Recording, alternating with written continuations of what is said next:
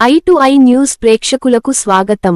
ఏలూరు జిల్లా కైకలూరు ఆక్వా రైతులు ఎదుర్కొంటున్న అనేక సమస్యలపై కైకలూరు నియోజకవర్గం కైకలూరు ఏలూరు రోడ్లో ఉన్న సిఎన్ఆర్ గార్డెన్స్లో ఆక్వా రైతుల సోదరుల ఐక్యవేదిక సమావేశం ఏర్పాటు చేయడం జరిగింది. రొయ్యల రేట్లు అతి దారుణంగా తగ్గిపోవడం వల్ల రైతు చాలా ఇబ్బందులు పడుతున్నారు అని అన్నారు. రొయ్యల ధరలు స్థిరీకరణ కౌంట్ వ్యత్యాసానికి అనుగుణంగా ధరలు నిర్ణయించాలి. ధరలను 15 రోజులు స్థిరంగా ఉంచాలి. సీడ్ నాణ్యతనే మెరుగుపరచాలి. సీడ్ క్వాలిటీ ఫ్యాకల్టీ వైజాగ్లో ఏర్పాటు చేయాలి. సీడ్ రేట్లు అప్సర యాక్ట్ పరిధిలోకి రావాలి. ఆక్వా ఫీడ్ రేట్లు పెరగడం వలన రైతులు చాలా ఇబ్బంది పడుతున్నామని తెలిపారు. విద్యుత్ ఛార్జీలు ప్రభుత్వ ఇచ్చిన మాట ప్రకారం ₹1.5కే ఇవ్వాలని డిమాండ్ చేశారు.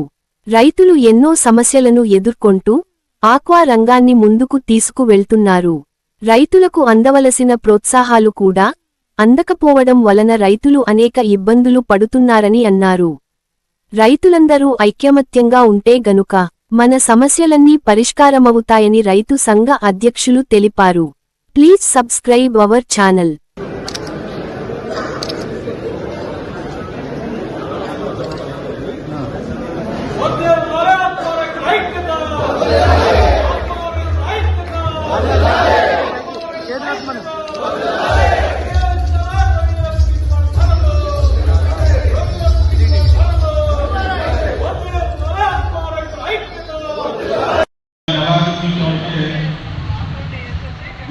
కానీ నేను ఎలా చూపించామంటే మే జూన్ జూలైలో అసలు మాకు హార్వెస్ట్ చేసుకుంటున్నారు. ఈ సమస్యని నుంచి మనం అంటే ఇప్పుడు మెట్రో క్రాఫ్ట్ ఈ ప్రభుత్వ సమస్యల వల్ల 25,000 కోట్లు నష్టపోయారని చెప్పేసి చెప్పారు. యాక్చువల్గా నష్టం ఎవరికండి? మన ట్యాక్స్ విధించగానే మనకి ఇక్కడ 50 రూపాయలు రేట్ తగ్గించారు. మళ్ళా ఆగస్టులో ఇంకొకసారి 25 ఇంకొక 25% మనం ట్యాక్స్ వేసాడు. అప్పుడు కూడా మళ్ళీ 40 మరి కంపల్సరీ మళ్ళీ ఎక్స్పోర్ట్ వస్తే ఏ విధంగా వస్తుందో తెలియదు, కానీ నష్టపోయిన సంబంధం అంతే. రైతుల ప్రతిస్పందన బాగుంది, చాలా బాగుంది. కానీ మేము ప్రతి మీటింగ్కి వస్తున్నామంటే అన్ని జిల్లాలోని అన్ని అసోసియేషన్ని కూడా మాకు అక్కడ మా అసోసియేషన్లో మన వాళ్ళందరూ మాట్లాడే క్లిప్పింగ్లు కానీ అన్నీ కానీ మేము అక్కడ అందరికీ తెలియజేస్తూ ఉంటాం. మా ఏరియాలో కూడా రైతులందరూ చాలా ఉత్తేజంగా ఉంటారు.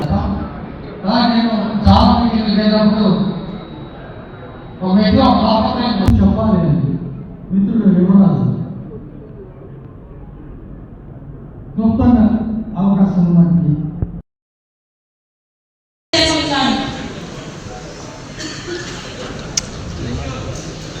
ఒకప్పుడు ఆక్వారంగం ఆంధ్రప్రదేశ్లో సులభంగా ఉండేది.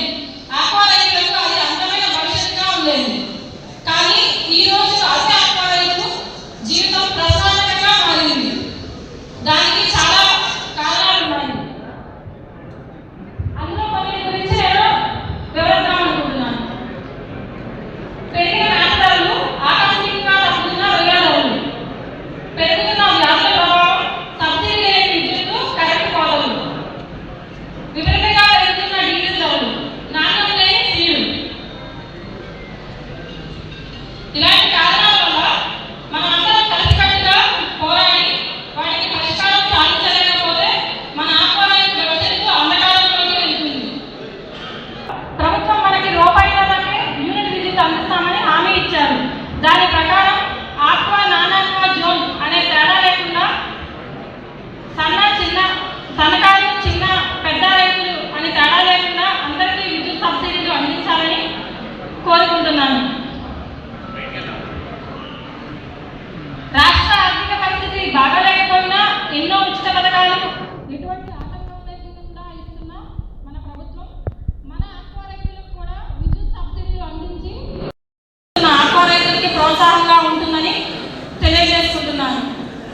తద్వారా మాలాంటి ఎంతో మంది యువతకి ఆక్వా సాగులోకి వచ్చి ఆక్వా సాగుని మరింత వేగవంతంగా విస్తరించడానికి అవకాశాలు పెరుగుతాయని, అలా ప్రత్యక్షంగానో పరోక్షంగానో లక్షలాది మందికి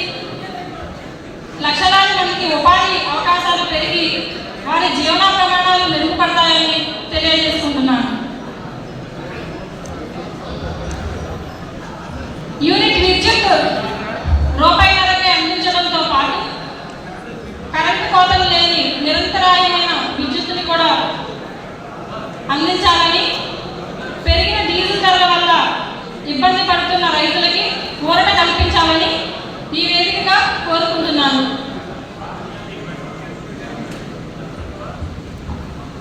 పెరుగుతున్న మేతల ధరల వల్ల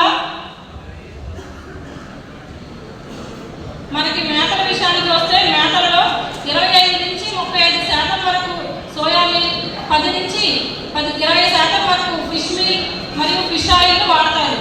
ఇలా రా మెటీరియల్ ధరలు పెరిగాయని చెప్పి మేతల రేట్లు పెంచుతున్నారు.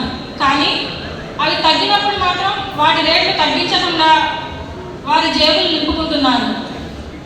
ఉదాహరణకి సాధారణంగా సోయా ధరలు కేజీ 30 రూపాయల నుంచి 40 రూపాయల వరకు ఉంటుంది. ఒక సంవత్సరం క్రితం అవి 60 నుంచి 70 రూపాయల వరకు వెళ్ళాయని, 5 రూపాయలు చొప్పున 2 విడతలుగా 10 రూపాయలు కేజీకి పెంచారు మేతల ధరలు. మరలా సోయా మిల్ ధరలు తగ్గినా 30 నుంచి 40 రూపాయలకి వచ్చినా కానీ మేతల రేట్లు తగ్గించకుండా ఇప్పటికీ రా మెటీరియల్ ధరలు పెరిగాయని మరలా మేతల రేట్లు పెంచడానికి సిద్ధమయ్యారు. కాబట్టి ఇలా మేతల ధరలు ఏకపక్షంగా పెంచడాన్ని నిరసిస్తూ ఒక ప్రత్యేక కమిటీ వేయవలసిందిగా మన ప్రభుత్వాన్ని కోరుకుంటున్నాను. ఆ కమిటీలో మేత కంపెనీల యాజమాన్యంతో పాటు రైతు సంఘ నాయకులు మరియు ఈ మధ్యన మేత వేయించారు. ఏ రాష్ట్రంలోనే లేకుండా మన రాష్ట్రంలో జగన్ గారు తెలిసి మరి అక్కడ సలహా ఇచ్చారు. కానీ ఏపీ సలహా అని చెప్పేసి ఆయన ఒక వ్యవస్థను తీసుకొచ్చి దాన్ని క్రిమినల్ కమిటీ చేశారు. దాంట్లో ఒక సీఎం, ఒక డైరెక్టర్ ఏమో సీఎం చేయగలను, ఒక డైరెక్టర్ ఏమో ఎన్వైరన్మెంటల్ మినిస్టర్, ఒక డైరెక్టర్ ఏమో ఇప్పుడు ఆమ వెంకటరామారెడ్డి గారు. ఈ ముగ్గురు పర్యవేక్షణలో దీంట్లో సీడీ యాక్ట్ అని చెప్పేసి ఈ ఆత్మ సంబంధించిన యాక్ట్ అన్నింటినీ కూడా పొందుపరిచారు. ప్రభుత్వం మీద యుద్ధం చేయట్లేదు. అడిగే హక్కు ప్రతి ఒక్కరికి ఉంది. అడగాలి, అడుగుదాం. శ్రీనివాస్ గారి దగ్గరికి మాట చెబుదాం అంటే వెళ్ళాం.